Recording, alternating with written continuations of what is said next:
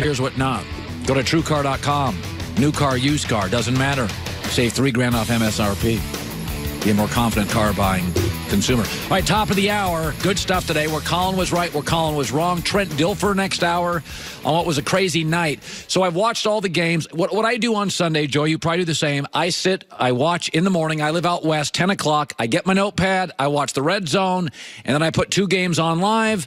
And then at 4, I watch a little Red Zone, but generally the last 2 big games. So I usually miss like 1 game a weekend. I don't spend a lot of time. There'll be a bad like 4 o'clock game, a late game. Then I watch Sunday night. Then I watch Monday night.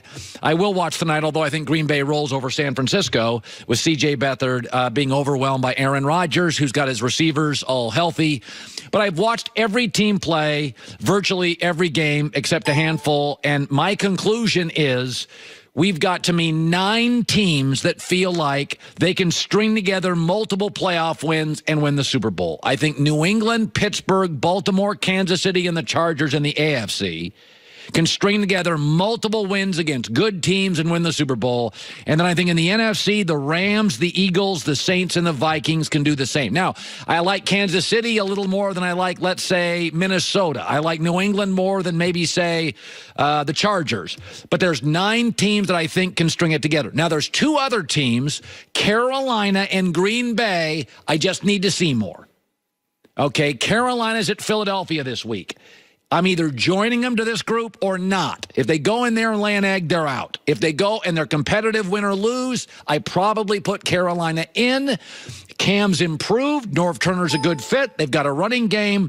Don't like the way they played yesterday. A little overwhelmed. But Cam, by and large, outside of a late decision in the game, was pretty good. He looks comfortable, calm. Now they're healthier on defense. And the other team is Green Bay. My gut feeling on Green Bay is I'm not going to include them, but if they're good tonight, they got a bye in a couple of weeks, then they go to the Rams, to the Patriots, and if they chop it up and look pretty good, win or lose, they chop it up and go to L.A. and New England. They win competitive, they lose competitive. So I got 9 teams that I think look like they can win multiple games against good teams to win the Super Bowl. 2 more, Carolina and Green Bay, are close. I need to see more.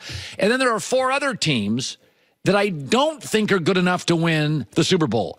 But they're good enough to beat all these teams on any given Sunday. Bears, Seahawks, Bengals, and Atlanta.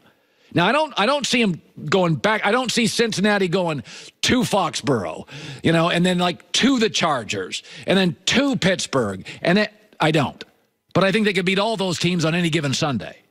So the way to win a Super Bowl here isn't about just being talented. It's about being consistently, sustainably excellent.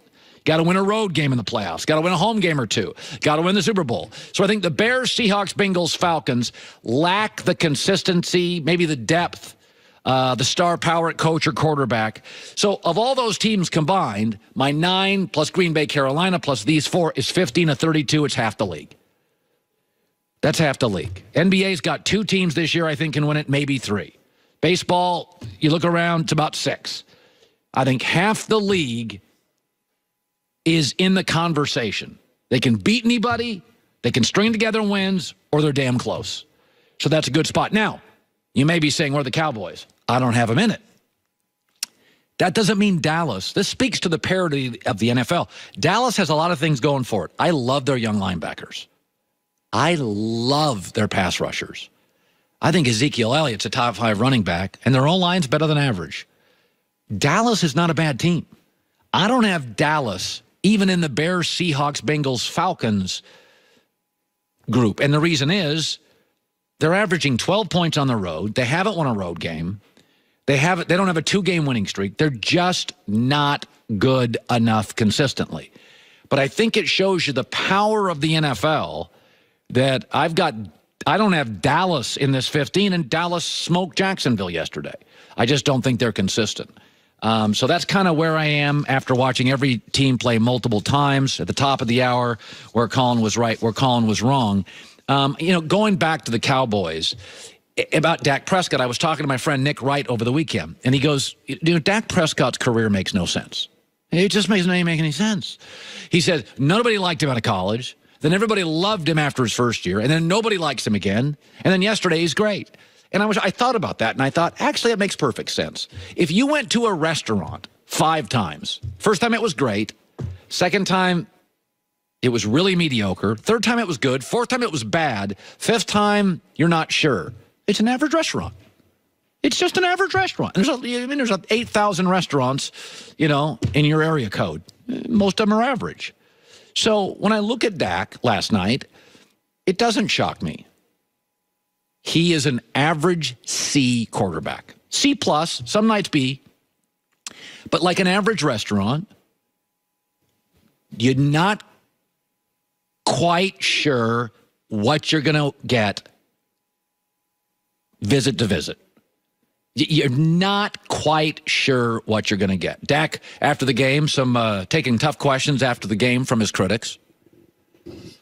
As poorly as you've played overall leading up to this game and some of the questions going around outside, that you have this level of performance as a group? Yeah, we haven't questioned anything inside. We leave the questioning to y'all. I've told y'all from after the first week or second week that we weren't performing to our standards, that we're 1, 2, 3 plays away. The difference was the night we made those plays. So Dak's pretty stern in his belief. I thought last night was the perfect game for him. He ran about a dozen times, a lot of Cole Beasley underneath. He had a good running game helping him. I will say this for Dallas, and it's a very encouraging thing. The hardest thing to find in the NFL is a great quarterback. I could argue the second hardest thing to find in this league are great pass rushers, and Dallas has drafted linebackers and pass rushers extraordinarily well. They've got a lot of good components. They really do. Their linebackers are really athletic. They're young. They're talented. They're going to be around for years. And their edge rushers are fantastic and young and talented. But at quarterback, it's very explainable. Dak's good enough for now. It's the Herd.